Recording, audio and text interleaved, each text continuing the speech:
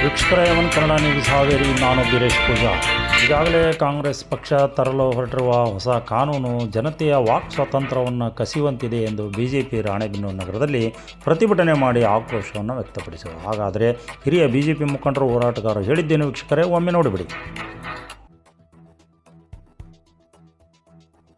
ಕರ್ನಾಟಕದ ರಾಜ್ಯದ ಎಲ್ಲ ಜನಗಳ ವಾಕ್ ಸ್ವಾತಂತ್ರ್ಯವನ್ನ ಕಸಿದುಕೊಳ್ತಕ್ಕಂಥ ನಿಮ್ಮ ಏನು ವಿಚಾರ ಇದೆ ಅದನ್ನ ಕೈ ಬಿಡಬೇಕೆಂಬ ಹೇಳಿ ಇವತ್ತು ರಾಣೆಬೆನ್ನೂರು ವಿಧಾನಸಭಾ ಕ್ಷೇತ್ರದ ಭಾರತೀಯ ಜನತಾ ಪಾರ್ಟಿಯ ನೇತೃತ್ವದಲ್ಲಿ ಮಾಜಿ ಶಾಸಕರಾಗಿರ್ತಕ್ಕಂಥ ಅರುಣ್ ಕುಮಾರ್ ಅವರ ಉಪಸ್ಥಿತಿಯಲ್ಲಿ ನಮ್ಮ ಎರಡೂ ಮಂಡಲದ ಅಧ್ಯಕ್ಷರ ನೇತೃತ್ವದಲ್ಲಿ ಎಲ್ಲ ಭಾರತೀಯ ಜನತಾ ಪಾರ್ಟಿಯ ಮುಖಂಡರ ನೇತೃತ್ವದಲ್ಲಿ ಇವತ್ತೊಂದು ಬೃಹತ್ ಪ್ರತಿಭಟನೆಯನ್ನ ಹಮ್ಮಿಕೊಂಡು ತಹಸೀಲ್ದಾರರ ಮುಖಾಂತರ ಇವತ್ತು ರಾಜ್ಯಪಾಲರಿಗೆ ನಾವು ಮನವಿಯನ್ನ ಕೊಡಲಿದ್ದೇವೆ.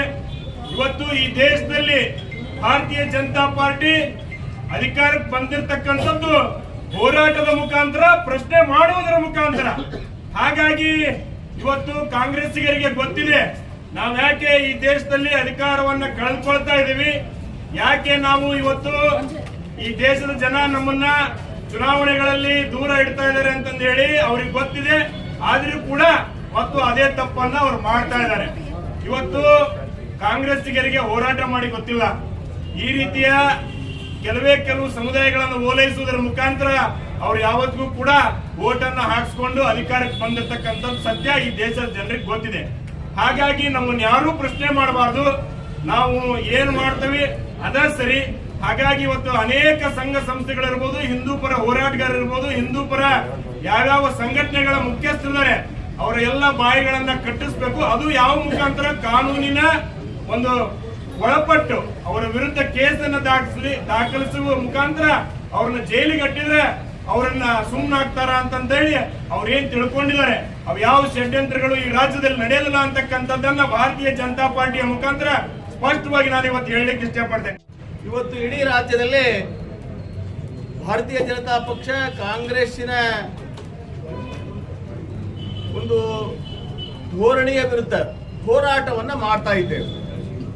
ಬಹುತೇಕ ಕಾಂಗ್ರೆಸ್ನವರಿಗೆ ತಲೆ ಕೆಟ್ಟಂಗೆ ಕಾಣ್ತದೆ ಅಂತ, ಅವರಿಗೆ ಜ್ಞಾನನ ಇದ್ದಂಗಿಲ್ಲ. ಈ ದೇಶದಲ್ಲಿ ಸಂವಿಧಾನವನ್ನ ಪ್ರತಿಯನ್ನ ಹಿಡ್ಕೊಂಡು ಅವ್ರ ಮುಖಂಡರು ಹಾದಿಯಾಗೆಲ್ಲ ಓಡಾಡ್ತಾರ. ಬಹುತೇಕ ಅದನ್ನ ತಿರುಗಿ ನೋಡಿಲ್ಲ ಅವರು. ವಾಕ್ ಸ್ವಾತಂತ್ರ್ಯ ಅಂದ್ರೆ ಏನು, ಯಾವ ರೀತಿ ಮಾತನಾಡಬೇಕು, ಹಕ್ಕಿದೇನೇ ಇಲ್ಲೋ ಈ ದೇಶದ ಪ್ರಜೆಗಳಿಗೆ ಅನ್ನುವುದು ಅವರಿಗೆ ಜ್ಞಾನನೇ ಇಲ್ಲ ಅಂತ ಹೇಳ್ತ ಗೊತ್ತಾಗ್ತದೆ. ಅದಕ್ಕೆ ಈ ಒಂದು ಕಾಯ್ದೆಯನ್ನು ಏನ್ ತಂದಿದ್ದಾರೆ, ಅಪರಾಧ ಕಾಯ್ದೆ, ಇದು ಯಾವ್ದಕ್ಕೆ ಬೇಕಾಗಿತ್ತು? ನೀವು ಗೃಹಲಕ್ಷ್ಮಿಯ ಹಣವನ್ನ 5,000 ಕೋಟಿ ರೂಪಾಯಿ ಎಲ್ಲೈತಪ್ಪ ಅಂತ ಕೇಳಿದ್ರೆ ಅಪರಾಧ ಅಂತ ಅಂತಾರ. ಯಾಕೆ ತಂದ್ರಿ ಆ ಯೋಜನೆನ? ಯಾರ ತರ ಕೇಳಿದ್ರಿ? ನಿಮಗೆ ಮತ ಚೋರಿ ಅಂತ ನೀವೇ ಹೇಳ್ತೀರಿ. ಮತ ಚೋರಿ ಅಂತ ಹೇಳಿದ್ರೆ ನಿಮ್ಮನ್ನ ಮೊದಲು ಒಳಗೆ ಹಾಕ್ಬೇಕು. ಗೋವಾದಲ್ಲಿ ಹೇಳಿದ್ರೆ ETMಗಳು ವರ್ಕ್ ಮಾಡೋದಿಲ್ಲ, ಈಗೆಲ್ಲ ನಾವು ಬ್ಯಾಲೆಟ್ ಪೇಪರ್ ತರಬೇಕು ಅಂತ ಹೇಳಿದ್ರಿ. ನಿನ್ನೆ ಗೋವಾದಲ್ಲಿ ಚುನಾವಣೆ ಆಗಿದೆ, ಬ್ಯಾಲೆಟ್ ನೆಲ್ಲ ಆಗಿದೆ, ಎಲ್ಲದರಿಗೂ ಸೋತಿರಿ ನೀವು. ನಿಮ್ಮನ್ನ ಒಳಗೆ ಹಾಕ್ಬೇಕು ಮೊದಲ. ನಿಮ್ಮ ಕಿತ್ತಾಟಕ್ಕೆ, ನಿಮ್ಮ ಕುರ್ಚಿಯ ಉಳಿವಿಗಾಗಿ ಜನರ ಮನಸ್ಸನ್ನ ಬೇರೆ ಕಡೆಗೆ ಡೈವರ್ಟ್ ಮಾಡಬೇಕು ಅನ್ನೋ ಉದ್ದೇಶದಿಂದ ಇಂಥ ಕಾಯ್ದೆಗಳನ್ನು ತಂದು ವಾಕ್ ಸ್ವಾತಂತ್ರ್ಯವನ್ನು ಕಸಿದುಕೊಳ್ತಾ ಇದ್ದೀರಿ. ಗಣೇಶನ ಮೂರ್ತಿ ಇಲ್ಲ, ಗಣೇಶನ ಹಬ್ಬ ಆಚರಣೆ ಮಾಡಬಾರ್ದು ಅಂದ್ರೆ ಏನ್ ಮಾಡ್ಬೇಕು? ಹಂಗಾರ ನಮಾಜ್ ಮಾಡ್ಬೇಕು, ಹಂಗಾರ ಯಾವ್ರಾಗ ಮಾಡ್ಬೇಕು? ನಾವು ಹೋಗಿ ಇದನ್ನ ಹೇಳಿದ್ರ ಅಪರಾಧ ಅಂತ ಹೇಳಿ ತಿಳ್ಕೊಬೇಕು. ಇದನ್ನ ಹೇಳಿದ್ರ ಅಪರಾಧ, ಇಲ್ಲಿ ಬಂದು ಮಾತನಾಡಿದ್ರ ಅಪರಾಧ, ನಮ್ಮನ್ನ ಒಳಗೆ ಹಾಕ್ಬಹುದು. ಅವ ಶಿವಲಿಂಗಪ್ಪ ಅಲ್ಲಿ ಹೋಗಿ ಮಾತಾಡ್ಬೇಕು, ಹಿಡ್ಕೊಂಬರ್ರಿ ಅವನ್ನ ಅಂತ ಹೇಳಿ ಅಧಿಕಾರಿಗಳಿಗೆ ಹೇಳ್ತಕ್ಕಂತ ಒಂದು ಷಡ್ಯಂತ್ರವನ್ನ ಇವತ್ತು ಮಾಡ್ತಾ ಇದ್ದಾರೆ. ಪೊಲೀಸ್ ಅಧಿಕಾರಿಗಳು ಇಲ್ರಿ, ಅವ್ರು ಏನಂತ ಮಾತಾಡಿಲ್ಲ ಅಂದ್ರೆ ಒಳಗೆ ಹಾಕರೆ ನಿಲ್ಲದ ಹೊರಗೋಗಿ ನೋಡು ಅಂತ ಹೇಳ್ತಾರೆ. ಅಂತ ಒಂದು ಪರಿಸ್ಥಿತಿ ಈ ರಾಜ್ಯದಲ್ಲಿ ಇವತ್ತು ಬರ್ತಾ ಇದೆ. ಮನ ಬಂದಂತೆ ಎಲ್ಲ ಮಂತ್ರಿಗಳು ಮಾತಾಡ್ತಾ ಇದ್ದಾರೆ, ಶಾಸಕರು ಮಾತನಾಡ್ತಾ ಇದ್ದಾರೆ. ಅಂದ್ರೆ ಈ ದೇಶದ ಪ್ರಜೆ ಎಲ್ಲರಿಗೂ ಇನ್ನು ಮಾಸ್ಕ್ ಕೊಟ್ಟು ಬಿಡ್ರಿ, ಬಾಯಾಗ ಹಾಕೊಂಡ್ ಅಡ್ಡಾಡೋಣ ಅಂತ. ಎಲ್ಲರೂ ಮಾಸ್ಕ್ ಯಾರು ತೆಗಿಬಾರ್ದು, 24x7 ಮಾಸ್ಕ್ ಹಾಕೊಂಡೇ ಇರ್ಬೇಕು, ಯಾರು ಮಾತನಾಡಬಾರ್ದು. ನಾವು ಈ ದೇಶವನ್ನ ಲೂಟಿ ಹೊಡೆದ್ರು ಚಿಂತೆ ಇಲ್ಲ. ಆ ಬಸ್ ನೋಡೋಗ್ರಿ, ಬಸ್ನಾಗ ಹೆಣ್ಮಕ್ಳು ಹತ್ತಂಗದವ. ನಮ್ಮ ಹೆಣ್ಮಕ್ಳನ್ನ ಇವತ್ತು ಬಸ್ ಹತ್ತಿಸಬೇಕಾದ್ರೆ ವಿಚಾರ ಮಾಡ್ಬೇಕಾಗತ್ತೆ. ಯಾಕೆ ಹಣ ಹಾಕಿಲ್ಲ ನೀವು? ಯಾಕೆ ಗ್ಯಾರಂಟಿ ಕೊಟ್ಟಿಲ್ಲ? ನಾವು ಯಾರು ಹೇಳಿದ್ರಿ ನಿಮಗೆ? ನೀವು ಆ ರೀತಿ ಮುಂದಾಲೋಚನೆಯನ್ನು ಮಾಡದೆ ಈ ಗ್ಯಾರಂಟಿಗಳನ್ನು ಕೊಟ್ಟಿದ್ದರಿಂದ ಈ ಅಪ್ರತಿಕೂಲತೆಯನ್ನು ಮುಚ್ಚಬೇಕು ಅಂತ ಹೇಳಿ ಇವತ್ತು ಇಂಥ ಷಡ್ಯಂತ್ರದ ಕಾಯ್ದೆಯನ್ನು ತಂದು ನಮ್ಮೆಲ್ಲರ ಬಾಯಿಗಳನ್ನು ಮುಚ್ಚಬೇಕು ಅಂತ ಮಾಡಿದಿರಿ. ರಾಷ್ಟ್ರದ ನಾಯಕರು ಹೇಳಿದಾರೆ, ನಿಮ್ಗೆ ಗೊತ್ತಿಲ್ಲ 3 ಮತಚೋರಿಗಳನ್ನು ಮಾಡಿದಾರೆ ಯಾರು ಅಂತ ಹೇಳಿ. ಯಾರು ಮಾಡ್ಯಾರ್ರಿ? ನೀವ ಮಾಡಿರಲ್ರಿ. ಮೊದಲನೆಯ ಪ್ರಧಾನಮಂತ್ರಿ ನೀವು ಮತಚೋರಿ ಮಾಡಿದ್ರಿ. ಮೊದಲನೆಯ ಪ್ರಧಾನಮಂತ್ರಿ 18 ಓಟ್ನೊಳಗೆ ನಿಮಗೆ 3 ಬಿದ್ದು ನೀವು ಪ್ರಧಾನಮಂತ್ರಿ ಆದ್ರಿ. ಯಾಕೆ ಮಾಡಲಿಲ್ಲ ನೀವು? ಈ ದೇಶದಲ್ಲಿ ಇವತ್ತು ಚುಕ್ಕಾಣಿ ಹಿಡಿದಿರ್ತಕ್ಕಂಥ ಸೋನಿಯಾ ಗಾಂಧಿ ಅವರು ಮೊದಲನೆಯ ಮತವನ್ನ ಈ ರಾಷ್ಟ್ರದ ಹಕ್ಕಿದ್ದಿಲ್ಲ ಅವ್ರಿಗೆ, ಈ ರಾಷ್ಟ್ರದ ಪ್ರಜೆ ಆಗಿದ್ದಿಲ್ಲ, ಅವರು ಮತ ಹಾಕಿದ್ರು. ಅವರು ಮತ ಚೋರಿ ಮಾಡಲಿಲ್ಲ. ಈ ರಾಷ್ಟ್ರಕ್ಕಾಗಿ ನೀವು ಎಮರ್ಜೆನ್ಸಿ ತಂದ್ರಿ. ಯಾರನ್ನ ಕೇಳ್ತಂದ್ರಿ? ಎಲ್ಲರನ್ನು ಹಿಡಿದು ಒಳಗೆ ಹಾಕಿದ್ರಿ. ಇದು ಮತ ಚೋರಿ ಅಲ್ಲ, ಇದು ನಿಮ್ಮ ಮತಾಂತರ ಅಲ್ಲ, ಇದು ನೀವು ದೇಶದಲ್ಲಿರ್ತಕ್ಕಂಥ ಜನರನ್ನ ಬೇರೆ ಕಡೆಗೆ ಡೈವರ್ಟ್ ಮಾಡ್ತಕ್ಕಂಥ ಷಡ್ಯಂತ್ರವಲ್ಲ. ಇಂಥ ಎಲ್ಲಾ ಅಪಕೃತ್ಯಗಳನ್ನ ಮಾಡುತ್ತಾ ಇವತ್ತು ದೇಶದ ಜನ ನಿಮ್ಮನ್ನು ನೋಡ್ತಾ ಇದ್ದಾರೆ. ದೇಶ ಇವತ್ತು ನಿಮ್ಮ ನೋಡ ಆಡ್ಸಾಡುವಂತ ಪರಿಸ್ಥಿತಿ ಬಂದಿದೆ. ಒಂದೇ ಒಂದು ರಾಜ್ಯದಲ್ಲಿ ನಿಮಗೆ ಗೆದಿಲಿಕ್ಕೆ ಆಗ್ತಾ ಇಲ್ಲ. ಮತ ಚೋರಿ ಅಂದ್ರೆ ಏನು? ಒಂದು ಮನೆಯಲ್ಲಿ 50 ಓಟ್ ಅದಾವ್ರಿ. ಬೆಂಗಳೂರಾಗ 50 ಅಲ್ರಿ 500 ಇರ್ತಾವ. ಯಾಕಂತ ಹೇಳಿದ್ರೆ ಅಲ್ಲಿ ಬಿಲ್ಡರ್ಸ್ ಇರ್ತಾರೆ. ಒಂದ ಮನೆ ಇರ್ತತಿ, ಅದಕ್ಕೆ ಒಂದು ನಂಬರ್ ಕೊಟ್ಟಿರ್ತಾರೆ. ಎಲ್ಲರೂ ಅದ್ರ ಅಡಿಯಲ್ಲಿ ಚುನಾವಣೆಯಲ್ಲಿ ಅದ್ರ ಮತ ಗಟ್ಟಿಯನ್ನು ಮಾಡ್ತಿರ್ತಾರೆ. ಅವ್ರು ವೋಟ್ ಹಾಕಿದ್ರೆ ಇಲ್ಲೋ ಅವ್ರು ಯಾವ ಊರನ್ನು ನೋಡ್ಬೇಕು. ಏನು SIR ಅಂದ್ರೆ ಯಾರಿಗಾರ ಗೊತ್ತೈತಾ? ಏನು ಇವತ್ತು ಮತದ ಪರಿಷ್ಕರಣೆ ನಡೀತಾ ಇದೆಯಲ್ಲ, ಏನಾದ್ರ ಉದ್ದೇಶ ಏನು ಅಂತ ಹೇಳಿದ್ರೆ ಹೊಸದಾಗಿ ನವೀಕರಣ ಮಾಡೋದಿಲ್ಲ ಅಂತ ಹೇಳಿದ್ರೆ ಕಳೆದ 2004ರಿಂದ ಇಲ್ಲಿಯವರೆಗಿನೂ ಸಹಿತ ಮತ ಪರಿಷ್ಕರಣೆ ಆಗಿಲ್ಲ. ಅದನ್ನ ಮತ ಪರಿಷ್ಕರಣೆ ಮಾಡ್ಬೇಕು ಅಂತ ಹೇಳಿ ಏನು ಮತ ಪರಿಷ್ಕರಣೆ? ಸತ್ತವರನ್ನ ಕಡಿಮೆ ಮಾಡೋದು.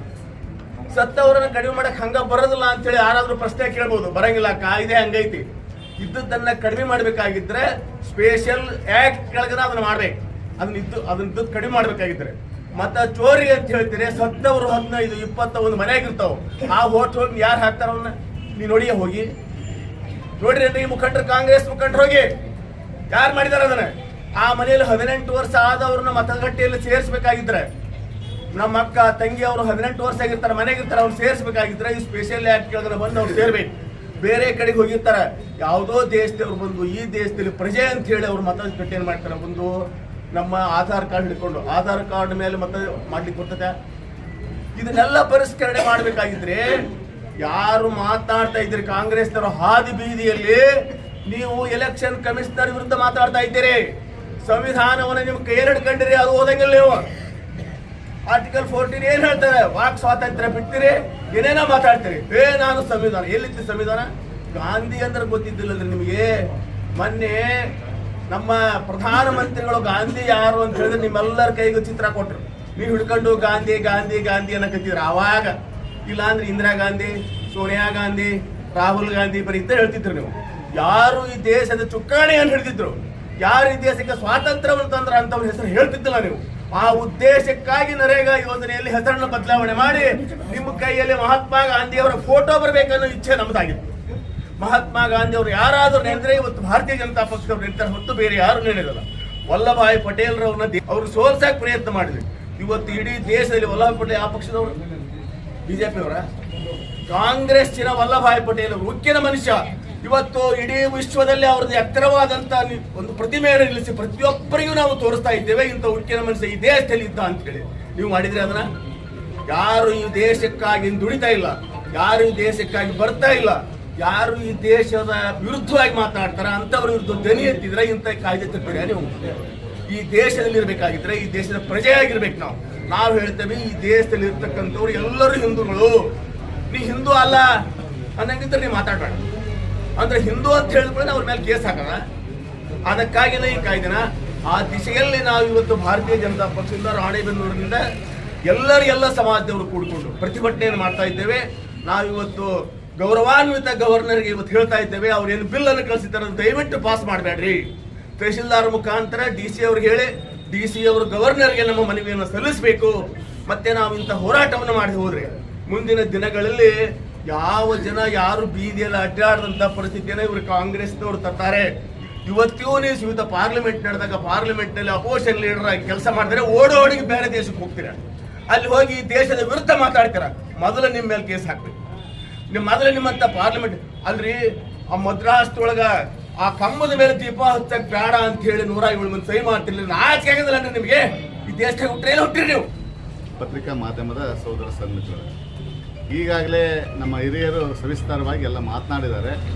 ಇವತ್ತು ಕಾಂಗ್ರೆಸ್ ಸರ್ಕಾರ ಬೆಳಗಾವಿನಲ್ಲಿ ನಡೆದಂಥ ಏನು ಈ ಮಸೂದೆಯನ್ನು ವಾಕ್ ಸ್ವಾತಂತ್ರ್ಯವನ್ನು ಕಸ್ಕೊಂಡಿರ್ತಕ್ಕಂಥ ಕೆಲಸವನ್ನು ಇವತ್ತು ಕಾಂಗ್ರೆಸ್ ಸರ್ಕಾರ ಮಾಡ್ತಾ ಇದೆ.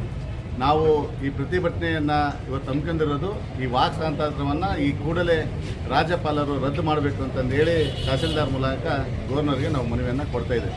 ಇವತ್ತು ಎರಡೇ ಪ್ರಶ್ನೆ ಕಾಂಗ್ರೆಸ್ಸಿಗೆ, ಭ್ರಷ್ಟ ಈ ಕಾಂಗ್ರೆಸ್ ಸರ್ಕಾರ ಈ ದೇಶದಲ್ಲಿ ಯಾವತ್ತು ಈ ನಮ್ಮ ದೇಶದ ಜನ, ಈ ನಾಡಿನ ಜನ ಕಿತ್ತೊಗೆಯೋದಿಲ್ಲೋ ಅಲ್ಲಿಯವರೆಗೆ ಕೂಡ ಇವತ್ತು ಸಾಮಾನ್ಯ ಪ್ರಜೆಗೂ ಕೂಡ ಇವತ್ತು ಕಷ್ಟ ಆಗ್ತದೆ ಅನ್ನೋ ಮಾತನ್ನು ಇವತ್ತು ನಾನು ಈ ಸಂದರ್ಭದಲ್ಲಿ ಹೇಳಕ್ಕೆ ಬಯಸ್ತೇನೆ. ಆದರೂ ಕೂಡ ನಾನು ನಿನ್ನೆ ಸುಮಾರು ಒಂದು ಊರಿಗೆ ಹೋಗಿದ್ದೆ.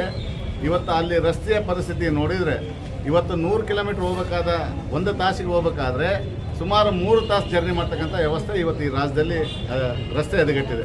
ಇವತ್ತು ಈ ಸರ್ಕಾರಕ್ಕೆ ನಾಚಿಕೆ ಮಾನ ಮರ್ಯಾದೆ ಏನಿದ್ರೂ ಕೂಡ ಇವತ್ತು ಈ ಕೂಡಲೇ ಇವತ್ತೇನು ತಾವು 5 ಗ್ಯಾರಂಟಿ ಕೊಟ್ಟಿದ್ದೀರಾ, ನಮ್ಮ ಅದರದ್ದೇನು ತಕರಾರಿಲ್ಲ, ಕೊಡಿ. ಆದರೆ 5 ಗ್ಯಾರಂಟಿನೂ ಕೂಡ ನೀವು ಸವಿಸ್ತಾರವಾಗಿ ಪ್ರತಿ ತಿಂಗಳು ಕೊಡ್ತಾ ಇದ್ದೀರಾ? ಇಲ್ಲ, 1 ತಿಂಗಳು ಹಾಕ್ತೀರಿ. ಇದೇ ಇವತ್ತು ಈ ರಾಜ್ಯದ ಉಪಮುಖ್ಯಮಂತ್ರಿಗಳು ಹೇಳಿದರು, ನಾವು ಪ್ರತಿ ತಿಂಗಳು ಕೊಡ್ತೇವೆ ಅಂತಂದು ಏನು ಹೇಳಲಿಲ್ಲ, ನಾವು ನಮ್ಮ ಹತ್ರ ದುಡ್ಡಿದ್ದ ಮಾತ್ರ ನಾವು ನಿಮ್ಮ ಅಕೌಂಟಿಗೆ ಹಾಕ್ತೇವೆ ಅಂತಂದು ಹೇಳಿದರು. ಇವತ್ತು ಜನಕ್ಕೆ ಮೋಸವನ್ನು ಮಾಡುವ ಮೂಲಕ, ಜನಕ್ಕೆ ಕಣ್ಣಿಗೆ ಮಣ್ಣೆರಚುವ ಮೂಲಕ ಅಧಿಕಾರವನ್ನು ಹಿಡಿರ್ತಕ್ಕಂಥ ಈ ಕಾಂಗ್ರೆಸ್ ಸರ್ಕಾರ ಇವತ್ತು ಈ ರಾಜ್ಯದಲ್ಲಿ ಎಲ್ಲ ನಮ್ಮ ತಾಯಿಯಂದಿರ ಮಹಿಳೆಯರು ಇವತ್ತೆಲ್ಲ ಎಚ್ಚೆತ್ಕೊಳ್ಬೇಕಾಗಿದೆ. ಈಗಾಗಲೇ ಎಚ್ಚೆತ್ತಿದ್ದಾರೆ. ಇವತ್ತು ನಾವು ತಪ್ಪು ಮಾಡಿದ್ವಿ ಅನ್ನೋದನ್ನು ಇವತ್ತು ಇಡೀ ರಾಜ್ಯದ ಜನತೆ ಮಾತನಾಡ್ತಾ ಇರ್ತಕ್ಕಂಥದ್ದು. ಕಾಂಗ್ರೆಸ್ ಸರ್ಕಾರ ಈ ದೇಶದಲ್ಲಿ ಇವತ್ತು ಇಲ್ಲ, ಈಗಾಗಲೇ ಕಾಂಗ್ರೆಸ್ ಮುಕ್ತ ಆಗ್ತಾ ಇದೆ. ಈಗ ಏನು EVM ಮೇಲೆ ಹೇಳ್ತಾ ಇದ್ರು, ಮೊನ್ನೆ ನಡೆದಂಥ ಅನೇಕ ರಾಜ್ಯದ ಚುನಾವಣೆಗಳಲ್ಲಿ ಭಾರತೀಯ ಜನತಾ ಪಕ್ಷ ಭಾಳ ಸ್ಪಷ್ಟವಾಗಿ ಇವತ್ತು ಎಲ್ಲಿ ಕೇರಳದಲ್ಲಿ ಇವತ್ತು ಭಾರತೀಯ ಜನತಾ ಪಾರ್ಟಿ ಇಲ್ಲ ಅಂತಿದ್ರು, ಅಲ್ಲೇ ಇವತ್ತು ಭಾರತೀಯ ಜನತಾ ಪಾರ್ಟಿ ರಾಜಧಾನಿಯಲ್ಲೇ ಭಾರತೀಯ ಜನತಾ ಪಾರ್ಟಿ ಬಾವುಟ ಹಾರಿಸುವ ಮೂಲಕ ಅಲ್ಲಿಯ ಜನ ಇವತ್ತು ಭಾರತೀಯ ಜನತಾ ಪಕ್ಷಕ್ಕೆ ಸ್ಪಷ್ಟವಾಗಿ ಗೌರವವನ್ನು ಕೊಟ್ಟಿದ್ದಾರೆ. ನಾನು ಇಷ್ಟೇ ಹೇಳೋದು, ಇವತ್ತು ಕಾಂಗ್ರೆಸ್ ಸರ್ಕಾರ ಈ ರಾಜ್ಯದಲ್ಲಿ ಎಲ್ಲಿವರೆಗೆ ಇರುತ್ತೆ, ನನಗೆ ಅನ್ನಿಸ್ತದೆ ಇನ್ನೂ 2 ವರ್ಷ ಜನ ಹೆಂಗಪ್ಪ ಕಾಲ ಹಾಕಬೇಕು ಈ ಇವತ್ತಿನ ಪರಿಸ್ಥಿತಿಯಲ್ಲಿ. ಇವತ್ತು ನಮಗೆಲ್ಲ ಗೊತ್ತಿದೆ, ಇವತ್ತು ಬೆಳಗ್ಗೆ ಕರೆದ್ರೆ ಕೂಡ ಕೂಲಿ ನಾಲಿ ಮಾಡಿ ಜೀವನ ಮಾಡ್ತಕ್ಕಂಥ ಜನಾಂಗ ಇವತ್ತು ಬೀದಿಗೆ ಬರ್ತಕ್ಕಂಥ ವ್ಯವಸ್ಥೆ ಈ ಕಾಂಗ್ರೆಸ್ ಸರ್ಕಾರ ಬಂದ ಮೇಲಾಗಿದೆ. ಈ ಕೂಡಲೇ ಕಾಂಗ್ರೆಸ್ ಸರ್ಕಾರ ಕಿತ್ತೊಗಿಬೇಕು.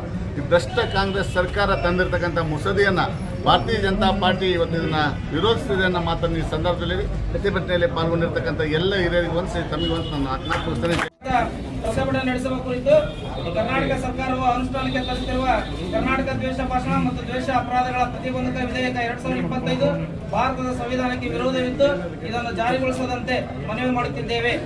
ಇದು ಸರ್ಕಾರದ ವಿರುದ್ಧ ಮಾತನಾಡುವವರ ಬಾಯಿ ಮುಚ್ಚಿಸುವ ಸಾಧನವಾಗಿದೆ. ಇದರಲ್ಲಿ ದ್ವೇಷ ಭಾಷಣಕ್ಕೆ ನೀಡಿರುವ ವ್ಯಾಖ್ಯಾನವೇ ಅನಿಷ್ಟವಾಗಿದೆ. ಸರ್ಕಾರದ ನೀತಿಗಳ ವಿರುದ್ಧ ಟೀಕೆ, ಸಾಮಾಜಿಕ ಚರ್ಚೆ ವ್ಯಂಗ್ಯ ಮಾಡುವುದು ಅಥವಾ ಸತ್ಯವನ್ನು ಹೇಳುವುದನ್ನು ಕೂಡ ದ್ವೇಷ ಎಂದು ಪರಿಗಣಿಸುವ ಅಪಾಯವಿದೆ. ಜನರು ಭಯದಿಂದ ಮಾತನಾಡದೇ ಇರುವುದು ಸರ್ಕಾರದ ಉದ್ದೇಶವೇ ಎಂದು ಪ್ರಶ್ನೆ ಮಾಡುತ್ತಿದೆ ಎಂದು ತಮ್ಮ ಗಮನಕ್ಕೆ ತರಲು ಬಯಸುತ್ತೇವೆ.